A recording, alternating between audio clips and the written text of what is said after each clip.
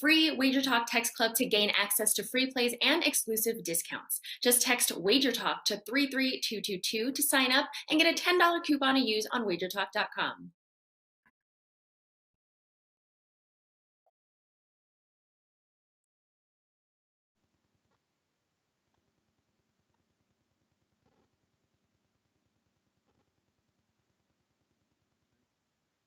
Welcome into First Pitch, Wager Talk's premier MLB betting show. We are going over tonight's MLB card. We got 4 games, best bets at the end. It is June 1st here. Welcome to June Baseball. We got heavy hitters to break down tonight's card. Dave Koken, Steve Merrill of WagerTalk.com. Steve, coming to you first here. Welcome into the show, man. Welcome to June Baseball. Happy Tuesday morning to you, Steve. Yeah, and finished May on a nice, perfect 4-0 sweep on Sunday and Monday, 2-0 both nights, days and nights. And guess what? 2 more plays tonight to start June, 1 NBA, 1 MLB. And just a quick teaching moment, if I may. You know, a week ago, I was on the show here. I had a 5% $2 play. It lost. Overall, in the NBA playoffs, all other games have gone 13-3. I'd guess probably, 95% of the people that got the $2 play have not gotten the other games that have gone 13-3. And the Clippers were the play last week. They lost. I've come right back with them and gone 2-0 since. So just want to point out to people the importance of taking a long-term investment approach. I know many people live and die by these $2 games, these 5% plays. But once again, I can't stress enough, a direct subscription. It's the 1st of June. It's a great time to get on board for the month of June and take advantage of that 13-4 start in the NBA playoffs. Why gamble on one game when you can invest on all the games at WagerTalk.com?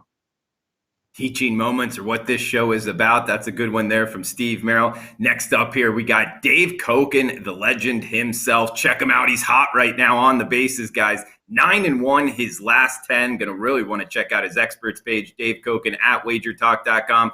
Dave, happy Tuesday morning to you. Welcome to June Baseball, buddy. Yeah, June is Memorial Day weekend is the unofficial start to summer. So the real good weather should be everywhere now, although some people in the Northeast might argue with that based on the inclement conditions they had last week. But anyway, it's baseball season, that's for sure. Quick mention on the NHL. I have a free play on Game 2 between the Lightning and Hurricanes. You can view that on my homepage right now, wt.buzz/DC, or on Twitter at Dave Koken. And 2 baseball plays tonight, including a best bet. Hopefully we'll keep this current roll going. And looking forward to talking about the games we've got on the show today.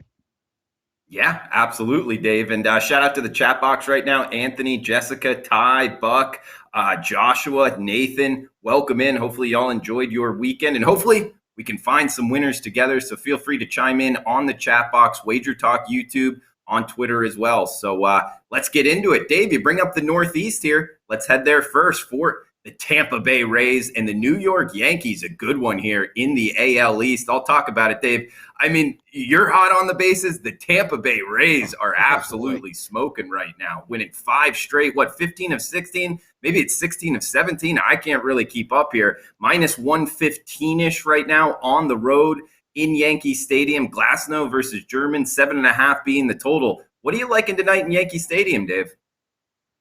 Well, the Rays have just got the Yankees number at this point. In fact, if you look at the Yankees' home record against everybody except Tampa Bay, it's fantastic. But against the Rays, it's just awful.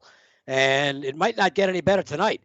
Tyler Glasnow on the mound for the Rays. You know, it's an interesting team because if you look at Tampa and go up and down their roster, Glasnow is really the only guy who qualifies as a superstar.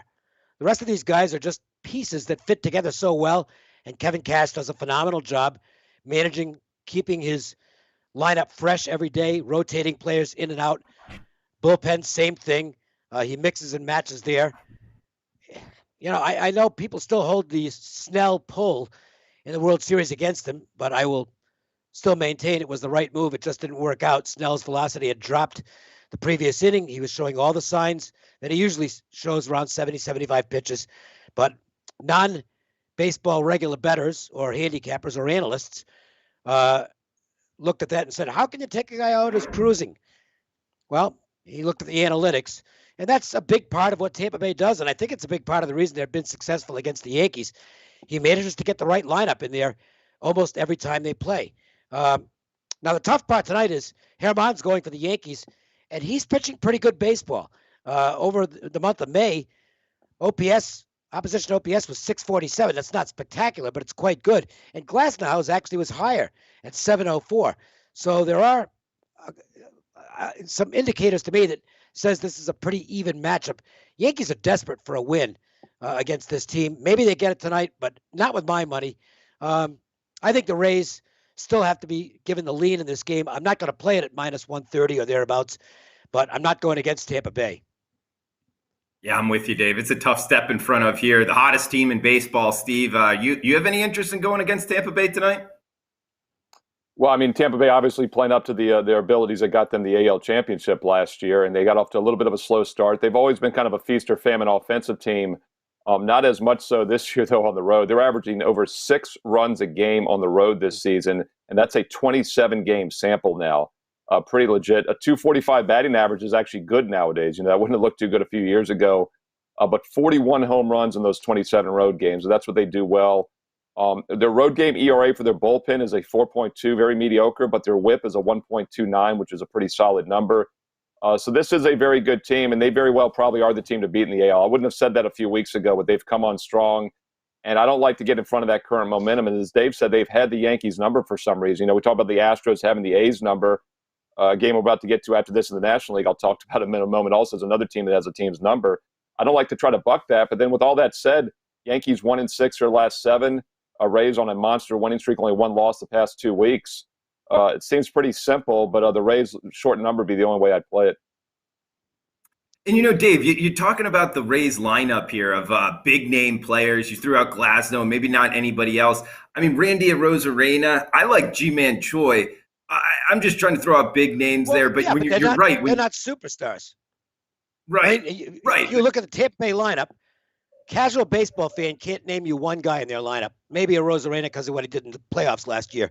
But, I mean, the guy who's really hot right now is Austin Meadows. And I'm not saying pitch around him, but that's the guy you've really got to worry about if you hear him on tonight. Meadows is on fire. And he's the key to tonight's game. If he has another good game for Tampa Bay, it's going to be tough for the Yankees to beat him. Absolutely, Dave. And guys, we'll revisit this game for best bets as well. So stay tuned for that as we're heading to the NL East for the next game up here. 7:20 Eastern, 80 degrees in the ATL projection here. The Washington Nationals and the Atlanta Braves, Steve. We're seeing Max Fried going for the Braves. Steven Strasburg, the former first pick overall in 2009 from San Diego State. Total of 9, minus 135. That's what we're seeing the Braves at home in Cobb County. What are you liking tonight in the NL East matchup, Steve? Yeah, I mean, Strasburg's health has obviously been a major concern over the past year or so. We'll see what he has in the tank tonight. 3 runs allowed, 10 innings, only 6 hits his last 10 innings. So he is pitching well, but he's only going about 5 innings a game. That means the bullpen will likely play a larger than normal role here for the Nationals in tonight's game. They've been mediocre this year. I'd say it's an average bullpen. But the problem for the Nationals has been their offense. They just don't have the firepower. I'm watching the Angels last night. I said Rodon is struggling, but he's on the Angels now. And they just don't have the firepower they had a couple years ago in 2019 when they won the World Series. And the numbers have shown that. This team has now scored 3 runs or less in 5 straight games. They've scored 2 runs or less in 5 of their last 7 games, including 1 run or less in 4 of those 7. Single-digit hits, nothing misleading about it. And we talked about how the Rays have kind of owned the Yankees. The Braves have owned the Nationals. Last night's 5-3 win is now their 6th straight win over the Nationals. This is the team that got them last year in the division. Atlanta has underachieved for the most part this year, and they're still just 25-26. So I still think there's some upside. They're down nearly 9 units against the betting line. So I do think there's some upside this season. Nationals, meanwhile, 21-29. They're also down exactly 9 units with a much worse record. So I still think the market hasn't caught up to how much weaker this Nationals team is. And with the Braves' recent dominance, the better offense overall, once again, the way I would play this one is Atlanta. It's a little bit of a concern. I kept it off my card because I do think Strasburg's always capable of a big game. But right now, the Nationals not a team I can trust right now. And then Major League Baseball, and a team I'm staying away from, to be honest. Yeah, Dave, I'd look towards the Braves as well. Max Fried, 1 earned run in his last 4. And Steven Strasburg, since coming back, 5 walks in the 2 starts he's made. He's also only off of 4 days rest here, question mark in that. But I don't know, how much do you think that factors in? And what are you liking in the Nationals Braves tonight, Dave? Well, I don't want, excuse me, I don't want Washington because, excuse me. Steve just mentioned several reasons why I don't want Washington. And another one is Max Fried. If you look at his season stats, they're not that great because he got off to a bad start and he was not healthy. But Fried, his last 4 starts, game score of 60 or better in each of those 4 starts. So he has found his form once again. And when he's right, he's as good as any lefty in baseball. OPS for the month of May for Fried was 532. That's really good. So it's tough to see the Nationals doing a whole lot against him. I don't know what to make of Strasburg yet. I don't know if he's completely healthy or not. The velocity isn't where I'd like to see it with him. He's throwing 91, 92 basically on the four seam, and that's it's not. Let me put it this way: it's not off where he was last year, but it is off where he was for his career. It's considerably down. If you look at Strasburg, when he came up, his average four seam was 97.3. It stayed in the 95 range all the way through 2018. It was still 94 in 2019. Last year, dropped to a little less than 92, and this year it's 92. He's just not the dominant pitcher he was. And yeah, that's, to me, indicates the Braves here. I'm not crazy about the price. I don't like laying big favorites, but Atlanta's the only way I can look at this game. Maybe a little interest in the first 5 under, because I don't think the Nationals are going to do much against Fried. But basically, this would have to be a Braves play, and that's it.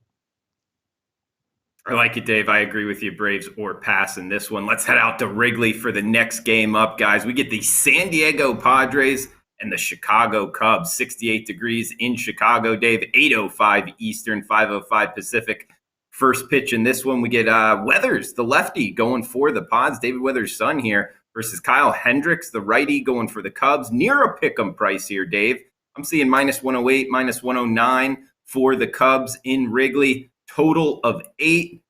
Padres and Cubs tonight, Dave. What are you thinking? You know, Hendricks has been a guy who, for the most part, has been a guy who wins regularly at home and is not as effective on the road. But this year, it's kind of reversed. Only 2-4 for the Cubs in his 6 home starts. He's actually been more successful on the road.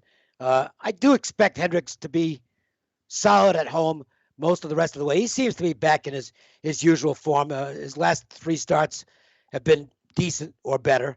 Weathers, we'll see how long he goes. He's usually a 4 or 5 inning guy, and then he's out of there. Now, I don't know exactly how San Diego's going to configure the bullpen. They've normally gone with a 6-man rotation this season, but they used Musgrove in relief on Sunday because they needed to give the rest of the bullpen a game off, and Musgrove came through and gave them 5 or 6 really good innings in that game. But I don't know how they got things configured, so maybe they're going to go a little deeper with Weathers here. I'm not sure. I guess I lean Cubs. This is a game I had trouble coming up with anything on. I do think the Cubs have a lineup that can do some damage against the lefty, and maybe they can get Weathers out of there by forcing his pitch count up. Hendricks, again, trending in the right direction. But to me, the game's basically a pick'em, and that's where it's priced. So I can't give you much on this one. Okay. And Steve, talking about Weathers here, Dave hit on it. He's not going deep into games. He's a former first-round pick here, young kid, so they're watching his pitch count. But like he talked about, with the arm usage out of the pen, kind of a question mark there. But it is one of the best bullpens in baseball, so you don't want to take too much away from him. 19-10 at home, though, the Cubs are. That's what's got me thinking the Cubs are the side. I'm with Dave, though. I haven't fired away on this. Interested in your take, Steve. Yeah, I would actually lean Cubs here as a small favorite. I think it's a decent setup for them. And Padres didn't look good yesterday, only 6 hits on those 2 runs. Meanwhile, Chicago did put up 7 runs, 10 hits. Looks like they're a little bit better current form. And we talk about Weathers. We always got to talk about the weather in Wrigley Field, right? The wind does not look like it's going to be an issue tonight. It's blowing right to left across the field about 5.5 miles an hour. And then we're seeing a total around, 8.5, I believe. So, 8 to the over. So this is priced as a normal game here. I don't think weather will be a big factor. But as you said, Weathers, the pitcher, really good numbers this year. I know he doesn't go deep, but still a 1.2 ERA, a 0.9 whip is fantastic. So San Diego does have the pitching edge here, but I think Chicago has the offensive edge. And we talked about the Padre bullpen being solid. Cubs have actually surprisingly been okay in the bullpen this year, better than I expected. And if you look at the overall numbers this year, San Diego's bullpen ERA 2.4, Chicago's 2.7, San Diego's WHIP 1.1, Chicago's 1.2. So not a huge difference in the bullpens here. And I think Chicago, once again, the team that's a little bit of better current form. San Diego's had a nice start this year. They started a little slow, but they got off to a nice run, best record in Major League Baseball. They've now lost 3 of their last 5. Looks like they're cooled off a bit, so I'd lean Chicago as a small home favorite. All right, leaning towards the Cubs tonight. And to Steve's points, 2 top 5 bullpens by my numbers in MLB. We got 1 game left, then hitting best bets at the end. Over 200 people watching right now. We really appreciate you joining us. If you're liking the content, please smash that like button, the thumbs up button. It does help us out. If you're watching on replay, that's cool as well. Feel free to leave a comment below on YouTube.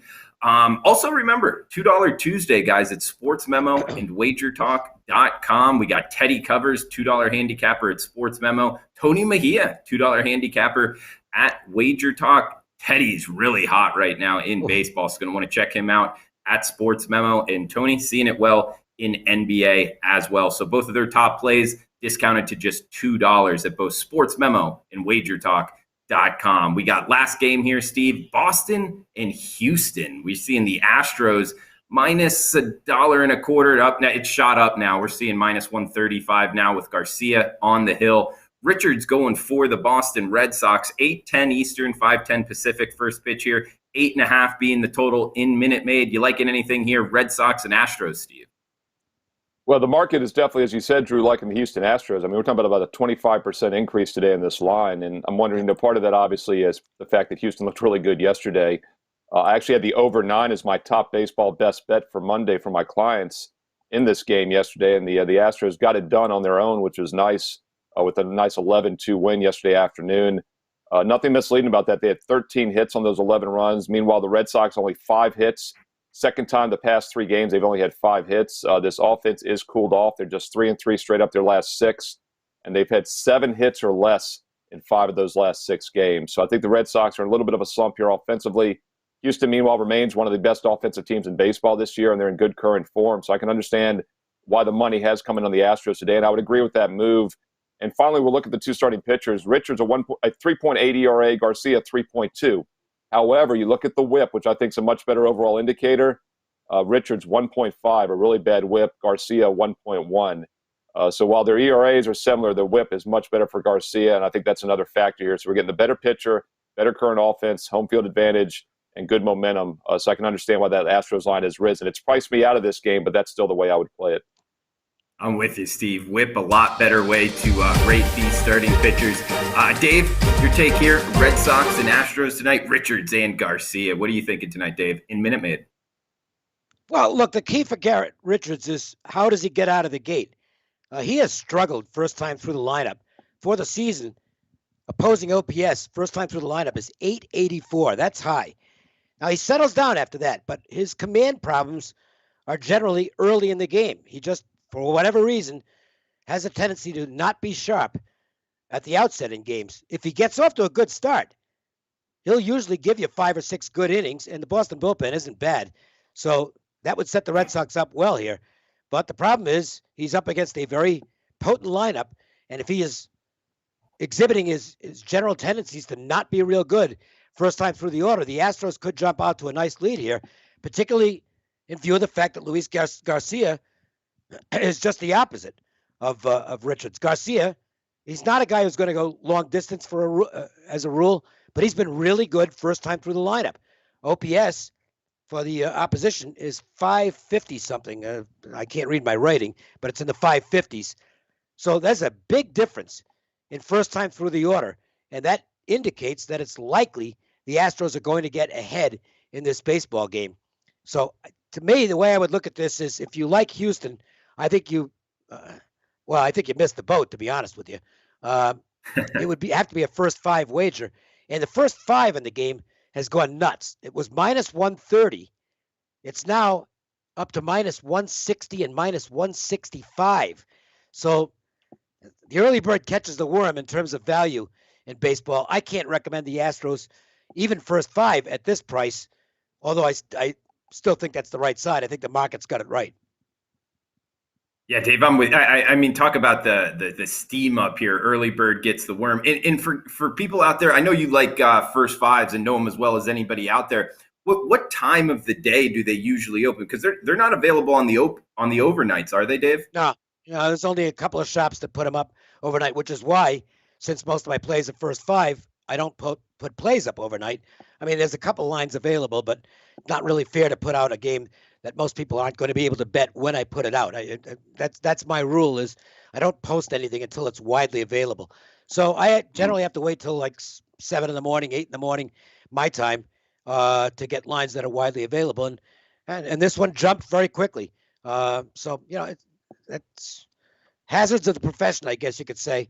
Hazard of the occupation is you can't always get the best number, and sometimes you just have to sit it out if you're going to pay a huge penalty in terms of the price. And that's what I ended up doing here. I mean, had this game stayed in the minus 125, minus 130 range for the first five, I'd have probably been on it. But I'm certainly not going to recommend it at minus 160. Hazard of the occupation from the legend himself, Dave Koken. 9-1 his last 10. Check him out. Experts page, WagerTalk.com. Dave Koken, Steve Merrill, also seeing it well. NBA playoffs. He's been really good there, Steve Merrill. So check him out. And Steve, time for best bets right now, buddy. Throw it over to you. What are you looking at? And any final thoughts and best bets for the show?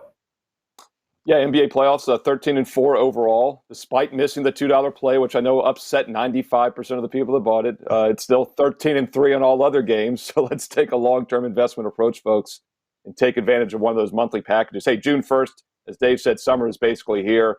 A lot of NBA playoffs. So, normally the finals are here. We've got 2 more months of the playoffs still. And, of course, a ton of baseball as well.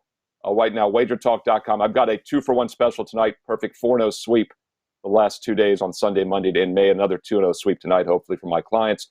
Going to look at a free baseball play here, a game that just missed making my card tonight.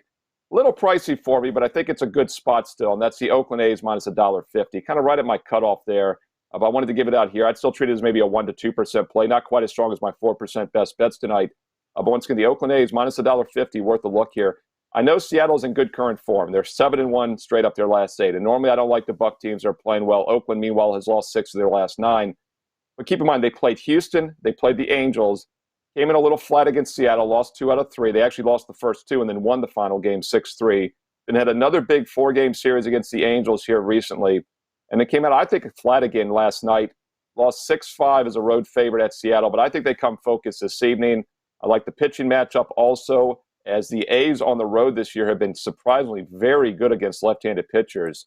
And they get a lefty tonight against Gonzalez. So if you look at Oakland overall this year, on all road games, road stats only, which as you all know I like to look at because it takes in all the different types of parks and whatnot.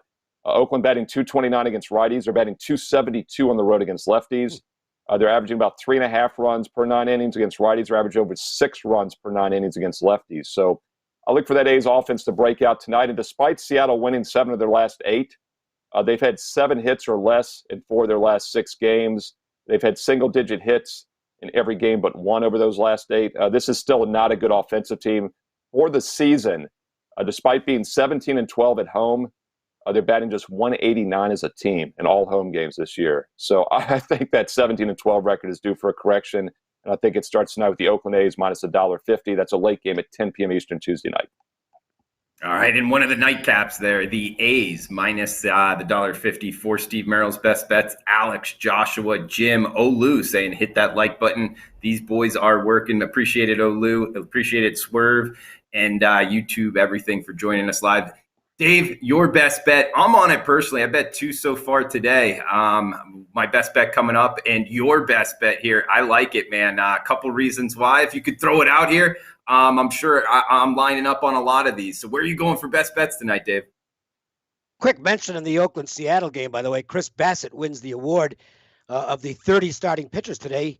He has the best OPS for the month of May, which is .479. That is absolutely outstanding. You get under 500 in opposing OPS, even for a month. That is really good. So we'll see if Seattle can solve him tonight. Steve obviously likes the A's in that one. I'm going to look at the matchup between the Marlins and the formerly Dunedin Blue Jays and now Buffalo Blue Jays as they go to their other home before they get to their real home. Obviously, they're a lot closer to home here. But you wonder if there could be a little bit of a distraction. I mean, this has been kind of a weird week for the Blue Jays. They just played six straight on the road after closing things down at Dunedin. Now they're settling in Toronto or Buffalo. I don't know where the players are living. Obviously, they're pretty close to each other. I would say there's not a home field advantage yet for the Blue Jays in this ballpark. And that, to me, might indicate a little bit of value on the Marlins. Now, obviously, Toronto's a lot better offensive team. The Blue Jays are raking. They're hitting the ball extremely well right now. And Miami basically never hits the ball well. They don't have a very good offense. But the Marlins might have a little edge on the mound tonight with Alcantara versus Ray. Alcantara's in better form. It's as simple as that. It's not that Ray's form is bad, but it's not great. And what's interesting here is this is a different. I'm going a little long on this, but I want to talk about Robbie Ray for a moment. For his entire career prior to this year, Robbie Ray has been a huge swing and miss guy who often has tremendous problems with his control. It does appear that Ray is really focused on throwing strikes this year. His walk rate is way down. I don't have it in front of me, but I think he pitched like 50 innings and he's walked only 12 guys. So that is complete contrast to his career. But it kind of looks like hitters are no longer getting fooled as badly with his stuff as they were when he was issuing a lot of walks. I mean, he was all over the place, but you also couldn't hit him. Opposing up OPS for the month of May for Ray was 833. That's not, or 831. I beg your pardon. That's not very good. You get over 800. That's on the high side.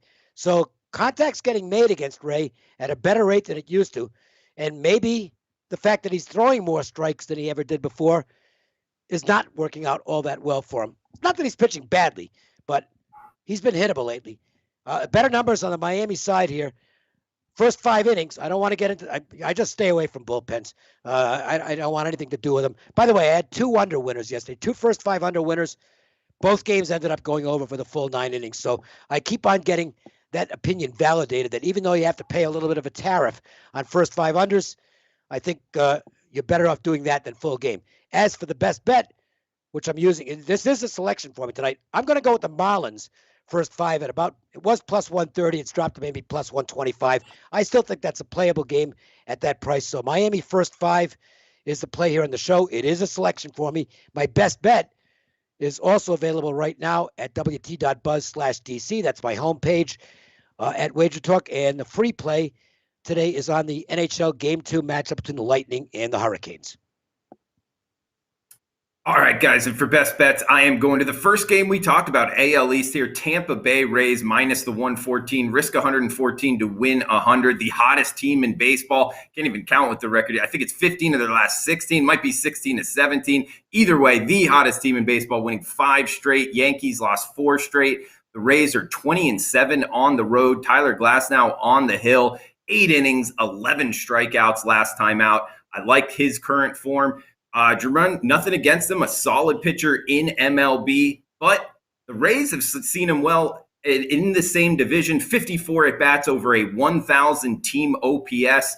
Rays are top 5 against the handiness of pitcher, that being a righty, and the slightly better bullpen with the top 5 bullpen in baseball by my numbers. So the hottest team in baseball at a low price of minus 114 is my best bet. The recaps now of best bets, Tampa Bay minus the 114. We get Dave Koken. Marlins, first 5, plus 130. And Steve Merrill on the Oakland A's at the minus 150 price tag. So for Steve Merrill, Dave Koken, I am Drew Martin. Guys, we will be back tomorrow, same time, same place. Come back and join us. Best of luck with your bets. Until then, please smash the like button on your way out. Best of luck, guys. Thanks for tuning in. With a Wager Talk 1-day power pass, you receive every play from every betting consultant for 1 full day at the ridiculously discounted price of just $149. What's better than spending the day watching and following a great slate of games? Watching, following, and winning those games. Get every Wager Talk expert and every game they release for that day.